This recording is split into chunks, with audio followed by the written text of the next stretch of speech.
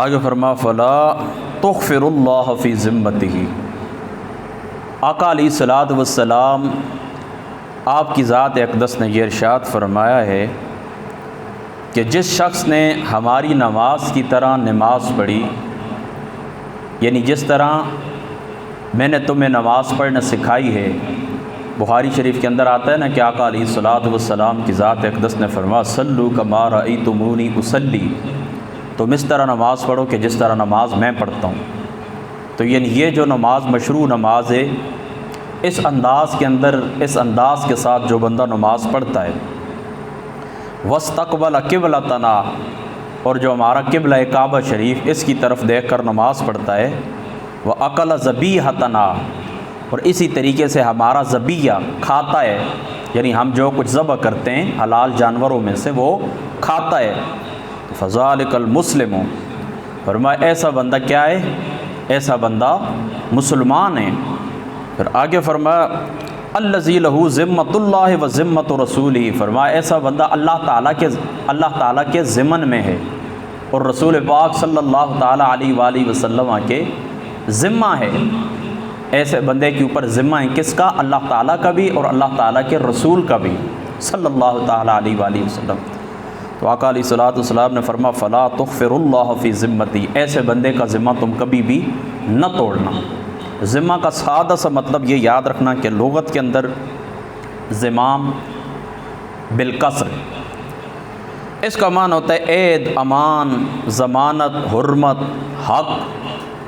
تو یاد رکھیں کہ جو بندہ یہ افعال انجام دیتا ہے، یعنی نماز پڑھتا ہے، مسلمانوں کا ذبیحہ کھاتا ہے، قبلے کی طرف منہ کرتا ہے، تو اب اس کی جو عزت ہے وہ حرام ہے تمہارے اوپر، اس کا مال تمہارے اوپر حرام ہے، اس کا خون تمہارے اوپر حرام ہے۔ اب یہ حرمت والا ہے، یہ اللہ تعالیٰ کے رحمت کی جو چادر ہے، اللہ تعالیٰ کے جو امن کی چادر ہے، حضور محمد مصطفیٰ صلی اللہ تعالیٰ علیہ وآلہ وسلم آپ کی امن کی جو چادر ہے، اس امن کی چادر کے یہ بندہ نیچے آ گیا ہے۔ تو فرمایا اب بحیثیت مسلمان تم نے کیا کرنا ہے؟ اللہ تعالیٰ کا، اس کے رسول پاک صلی اللہ تعالیٰ علیہ وآلہ وسلم کا ذمہ تم لوگوں نے نہیں توڑنا ہے۔ اب یہاں پر ایک سوال پیدا ہوتا ہے کہ حضور علیہ الصلوۃ والسلام نے یہ تین باتیں ارشاد فرمائی ہیں، یعنی ہماری طرح نماز پڑھتا ہے، ہمارا ذبیحہ کھاتا ہے، ہمارے قبلے کی طرف منہ کرتا ہے، باقی باتوں کو شہادتین وغیرہ کو آقا علیہ الصلوۃ والسلام نے ذکر نہیں کیا۔ اس کی کیا وجہ ہے؟ اس کی وجہ یہ ہے کہ جو تین باتیں حضور علیہ الصلوۃ والسلام نے ارشاد فرمائی ہیں، جو تین باتیں حضور نبی پاک صلی اللہ تعالیٰ علیہ وآلہ وسلم نے ارشاد فرمائی ہیں، یہ اصل دین ہے، دین کا اصل نشان ہے۔ دیکھیں نا، جو بندہ قبلے کی طرف نماز پڑھتا ہے، قبلے کی طرف نماز پڑھتا ہے، تو ظاہر سی بات ہے کہ وہ نماز قبلے کی طرف دیکھ کر پڑھتا ہے، مسلمانوں کو ذبیحہ کھاتا ہے، تو اس کا مطلب صاف ستھرا یہ کہ یہ رسول پاک صلی اللہ تعالیٰ علیہ وآلہ وسلم کی شریعت کو مانتا ہے، ان کے اوپر ایمان رکھتا ہے۔ آقا علیہ السلام جو کچھ اللہ تعالیٰ کی جانب سے لے کر آئے ہیں ان کو تسلیم کرتا ہے، اس لیے تو وہ قبلے کی طرف نماز پڑھتا ہے، لہٰذا بنیاد آقا علیہ الصلوۃ والسلام نے بیان فرما دی۔ تو ایسا بندہ کیا ہے؟ ایسا بندہ مسلمان ہے۔ پھر دیکھیں جب نماز پڑھتے تو ظاہر سی بات ہے قبلے کی طرف منہ کرنا یہ نماز کی شرط ہے، تو قبلے کی طرف تو اس نے منہ کرنا ہی کرنا ہے۔ پھر حضور علیہ الصلوۃ والسلام کی ذات اقدس نے بالخصوص قبلے کی طرف منہ کرنے کو ذکر کیوں بیان فرمایا؟ تو یاد رکھیں قبلے کی طرف منہ کرنا، اس کا ذکر حضور علیہ الصلوۃ والسلام نے اس لیے بیان فرمایا کہ باقی جو قومیں گزری ہیں یہ ان کا خاصہ نہیں ہے، یہ خاصہ امت مصطفیٰ کا ہے۔ ہم قبلہ یعنی کعبہ شریف کی طرف منہ کرتے ہیں، اور آپ جانتے ہیں کہ حضور علیہ الصلوۃ والسلام پہلے 16 ماہ تک مدینہ پاک ہجرت کے بعد بھی بیت المقدس کی طرف، جو فلسطین کے اندر حضور علیہ الصلوۃ والسلام اس کی طرف دیکھ کر نماز ادا فرماتے رہے، جس کو آپ مسلمانوں کا قبلہ اول کہتے ہیں۔ تمام انبیاء علیہ الصلوۃ والسلام کی ازواج مقدسہ نے اس قبلے کی طرف نماز پڑھی، تو باقی جو قومیں گزری ہیں کعبہ شریف کی طرف کسی نے منہ نہیں کیا۔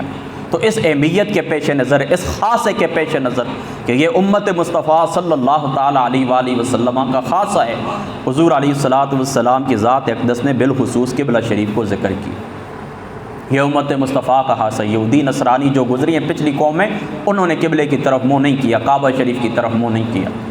اور بالکل اسی طرح مسلمان کا ذبیحہ کھانا یہ بھی امت مصطفیٰ کا خاصہ ہے، اس لیے حضور علیہ السلام نے اس کو خصوصاً ذکر کیا ہے، کیونکہ باقی جو قوم یہود، وہ قوم یہود وہ کیا کرتے ہیں؟ ہمارا ذبیحہ نہیں کھاتے، قوم یہود کیا کرتے ہیں؟ ہمارا ذبیحہ نہیں کھاتے۔ تو اب دوستو یہ یاد رکھنا کہ اس حدیث پاک کا یہی مفہوم ہے، یاد رکھو کہ جو بندہ مسلمان ہو، جس کی مسلمانی ثابت ہو جائے، تو یاد رکھنا ہے کہ پھر وہ بندہ اللہ تعالیٰ کے ذمے کے اندر چلا جاتا ہے، اللہ تعالیٰ کے ذمے کے اندر چلا جاتا ہے، رسول پاک صلی اللہ تعالیٰ علیہ وآلہ وسلم کے ذمے کے اندر چلا جاتا ہے۔ لہٰذا ایسے بندے کی عزت، جان کی عزت، مال کی عزت وہ حرام ہے تمہارے اوپر۔ تو جو بندہ ایسے افراد کی طرف، ایسے فرد کی طرف بڑھتا ہے اور اس کو نقصان پہنچاتا ہے، اس کی عزت کی طرف آنکھ اٹھا کر دیکھتا ہے، اس کے مال کی طرف، اس کے گھر کی طرف آنکھ اٹھا کر دیکھتا ہے، تو وہ اللہ تعالیٰ کے ذمے کو توڑنے والا ہے۔ میں کہتا ہوں آج کے اس پرفتن دور کے اندر صرف اس حدیث پاک کے اوپر ہم عمل کر لیں کہ جو بندہ مسلمان ہے، جس کو ہم مسلمان سمجھتے ہیں، کلمہ گو ہے، قبلے کی طرف منہ کر کے نماز پڑھتا ہے، ہمارا ذبیحہ کھاتا ہے، شاعر اسلام جو ان کے اوپر عمل پیرا ہے، تو اس کو مسلمان سمجھ کر اس کی حرمت کی طرف ہم نہ دیکھیں، اس کی عزت کی طرف ہم نہ دیکھیں، اللہ کا ذمہ، رسول اللہ کا ذمہ ہم نہ توڑیں۔ اللہ تعالیٰ کی قسم اٹھا کر کے تو پوری دنیا کے اندر انقلاب آ جائے، امن قائم ہو جائے، تو بین الاقوامی امن عالم کا یہ بہت بڑا اصول ہے۔ اللہ تعالیٰ عمل کی توفیق عطا فرمائے۔ واخر دعوانا الحمدللہ۔